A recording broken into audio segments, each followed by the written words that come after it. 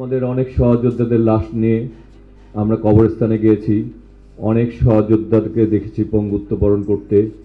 অনেক সহযোদ্ধা জীবনের স্বপ্নগুলি নষ্ট হয়ে গেছে। এই জুলাই ছাত্র জনতার এই গণ অভ্যুত্থান, এই যুদ্ধে আসলে যারা অংশগ্রহণ করেছে, যারা আসলে নিহত হয়েছে এবং যারা আহত হয়েছে, তারা কোনো পরিকল্পিতভাবে তারা কিন্তু এই যুদ্ধে অংশগ্রহণ করেনি। তাদের ভিতর থেকে যখন দেশপ্রেম জাগ্রত হয়েছে, যখন তারা মনে করেছে এই দেশের মানুষ নির্যাতন নিপীড়নের শিকার হচ্ছে, ফ্যাসিস্টের বিরুদ্ধে তারও একটা অবস্থান নেওয়া দরকার, তার সেই অবস্থান নিতে যে দেশাত্মবোধের থেকে তারা আসলে নিজেদেরকে আত্মহত্যা দিয়েছে। তখন তারা চিন্তা করেনি সে মরে গেলে তার পরিবারের কি হবে, সে চিন্তা করেনি তার সন্তানরা তার মরে গেলে কি হবে। তখন তার সামনে চলে এসেছিল দেশপ্রেম। আমরা যারা রাজনীতি করি, আমরা আসলে রাজনীতি করতে করতে এই দেশপ্রেমের মধ্যেই চলে যাওয়া উদ্বুদ্ধ হই, কিন্তু তাদের ভিতর যখন এই দেশপ্রেমটা জাগ্রত হয়, তখন আসলে দেশ স্বৈরাচার মুক্ত হয়, দেশ একটি গণতান্ত্রিক দেশে পরিণত হয়। যতক্ষণ না পর্যন্ত সাধারণ যারা রয়েছে, যারা পদপদী পলিটিক্স রাজনীতির সাথে সম্পৃক্ত না, তাদের মধ্যে যখন এই দেশপ্রেমটা উদ্বুদ্ধ না হয় তারা, ততক্ষণ পর্যন্ত আসলে কোনো দেশেই স্বৈরাচার মুক্ত হতে পারে না। এই জন্য আমি তাদের প্রতি অনেক অনেক শ্রদ্ধা নিবেদন করছি। আর সাথে সাথে এই কথা বলছি, আমরা যারা রাজনীতির সাথে সম্পৃক্ত, আমরা জানি যখন আমরা ফ্যাসিস্ট হাসিনা বিরুদ্ধে আন্দোলন সংগ্রাম করতাম, আমি ব্যক্তিগতভাবে প্রায় শতাধিক মামলা আসামি ছিলাম, মিথ্যা মামলা।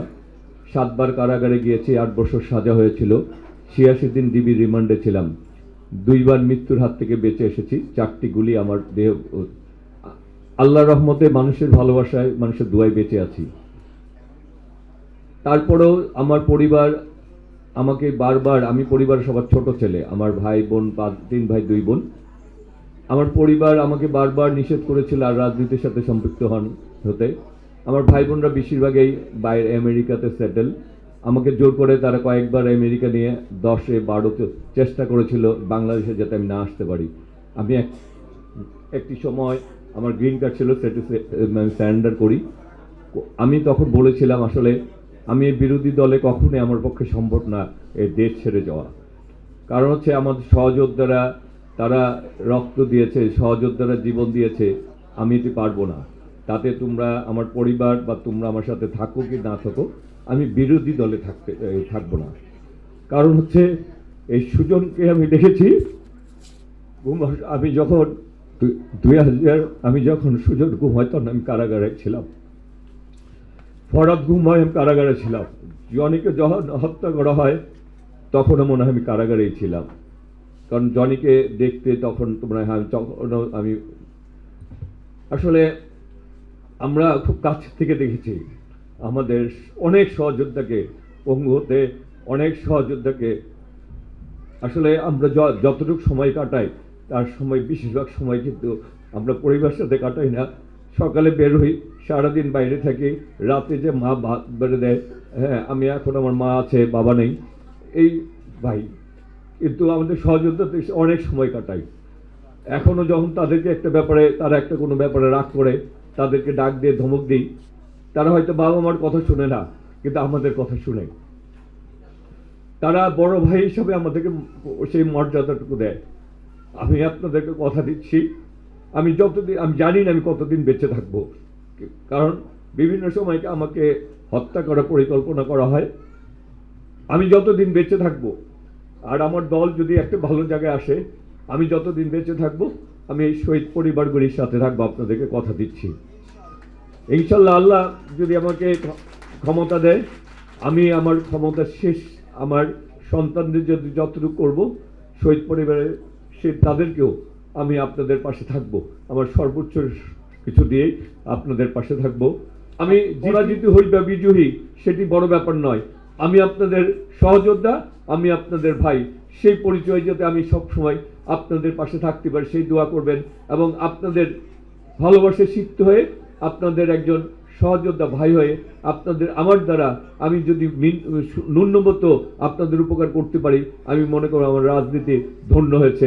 আমরা রাজনীতি মনে করি দায়িত্ব, ক্ষমতা নাই, আর জনপ্রতিনিধি মনে করি যে আপনার জবাবদিহিতা। সুতরাং আমরা আপনাদের পাশে আছি, ইনশাল্লাহ থাকবো, এবং তারেক রহমান জিয়া পরিবার আপনাদের পাশে ইনশাল্লাহ থাকবে।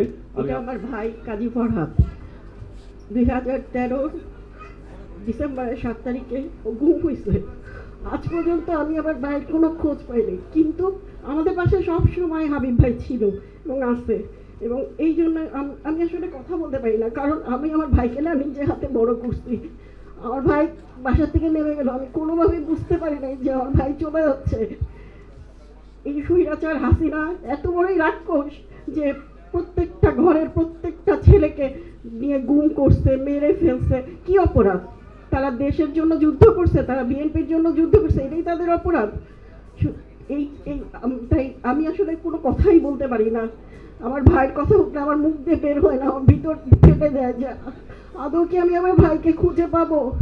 আমি প্রতিটা মুহূর্তে ওয়েট করি আমার ভাইয়ের জন্য। এই বুঝি কলিং বেল বাজবে, এই বুঝি আমার ভাই বলবে যে আমি আসছি।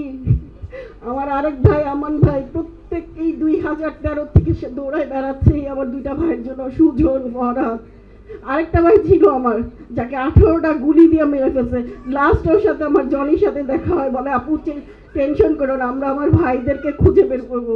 কিন্তু তারপরে কিছুদিন পরেই শুনি আমার ওই ভাইকেও মেরে ফেলছে।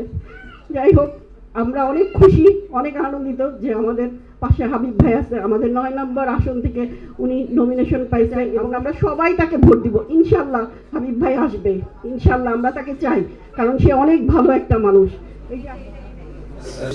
কবুল আর মঞ্জুর করেন।